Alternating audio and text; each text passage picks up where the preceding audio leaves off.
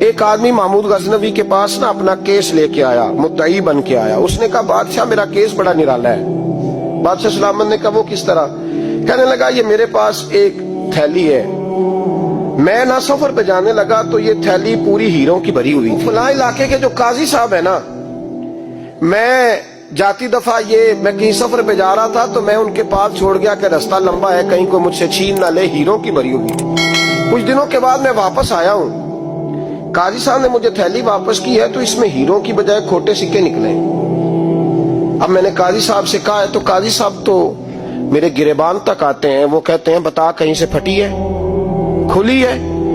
وہ جس طرح ٹانکے لگا کے تو نے سی تھی اسی طرح لگے ہوئے ہیں کہ نہیں؟ تو حضور لگے بھی بالکل اسی طرح ہے، نہ پھٹی ہے نہ کھلی ہے۔ اب میں لٹ گیا ہوں، میری کل عمر کی کمائی ضائع ہو گئی، کھوٹے سکے کہاں اور ہیرے کہاں؟ تو مہربانی کریں اور آپ کی بارگاہ میں اللہ رسول کے نام پر حلف دیتا ہوں کہ میں ہوں بالکل سچا۔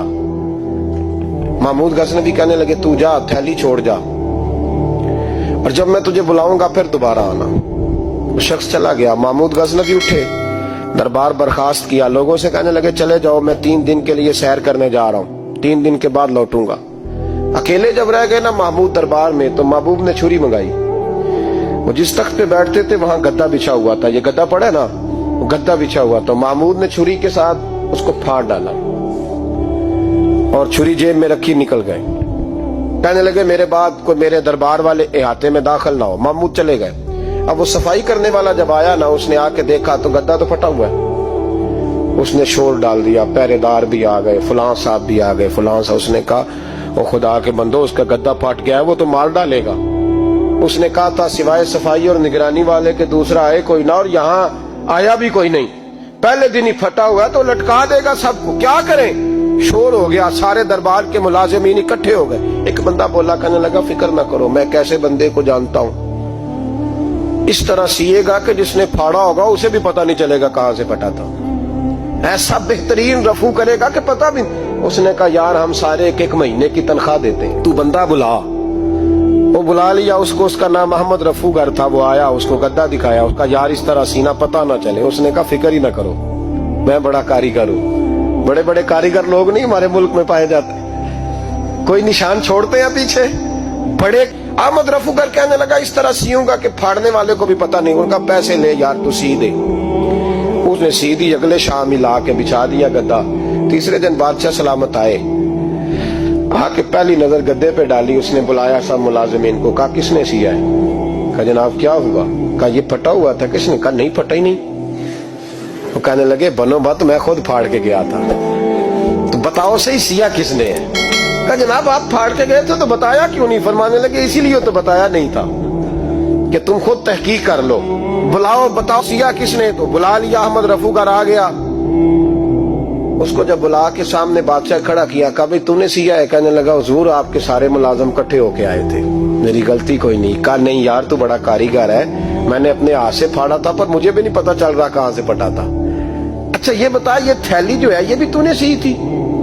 اس نے کہا جی آپ کے خادم کا ہی کارنامہ ہے، وہ فلانے علاقے کے قاضی صاحب آئے تھے، اس میں سے ہیرے نکال کے تو کھوٹے سکے بھرے تھے، تو مجھے بھی تھوڑا سا حصہ ملا تھا۔ محمود نے سارے گواہ بھی اکٹھے کر لیے، ثبوت بھی اکٹھے کر لیے۔ پھر قاضی کو بلایا، پہلے سارے ثبوت اور گواہ کیس حل کر لیا۔ پھر ہمارے ہاں یہ حال ہوتا ہے کہ مدعی 2-3 ہفتے کے بعد خود ہی ہاتھ باندھ جاتا ہے، کہنا تسی میری جان چھڈو، مجرم پھڑو پاوے نہ پڑھو۔ وہ کہتا ہے مجھے معافی دو، میں رہا۔ ظلم ہے نا، ظلم زیادتی ہے کہ جو بیچارہ اتنے سوال مجرم سے نہیں ہوتے جتنے مدعی سے ہوتے۔ آپ یقین کریں اتنے سوالات ہوتے۔ سارے ثبوت اکٹھے کر کے قاضی صاحب کو بلایا، تنہائی میں لے جا کے محمود غزنوی نے کہا قاضی صاحب آپ سے غلطی ہو گئی، غریب آدمی تھا، وہ لوٹ گیا ہے، اس نے تو بڑی مشکل سے کچھ ہیرے جمع کیے تھے اور اس کی کل کائنات تھی، تو آپ اس کا مال اسے دے دیں، بات ختم۔ قاضی صاحب کہنے لگے آپ مجھ پہ الزام لگا رہے ہیں، سوال ہی نہیں پیدا ہوتا، آپ میری داڑھی دیکھیں، آپ میرا اعزاز دیکھیں، دنیا جانتی ہے میں اس کا۔ قاضی صاحب انسان بھول ہی جاتا ہے، بندہ بھول جاتا ہے، غلطی ہوگی، مال نے کہا نہیں سبق۔ کہا میں تنہائی میں پوچھ رہا ہوں، میں اس وقت پوچھ رہا ہوں جب دوسرا موجود کوئی نہیں، آج توبہ کر لے، میں کچھ نہیں کہوں گا، تو میری زبان پہ اعتبار کر، تجھے پتا ہے میں جو کہتا ہوں اس پہ عمل بھی کرتا ہوں، باز آ جا۔ پر قاضی نے کہا نہیں میری غلطی کوئی نہیں، महमूद ने फिर बड़े दरबार में बुला लिया।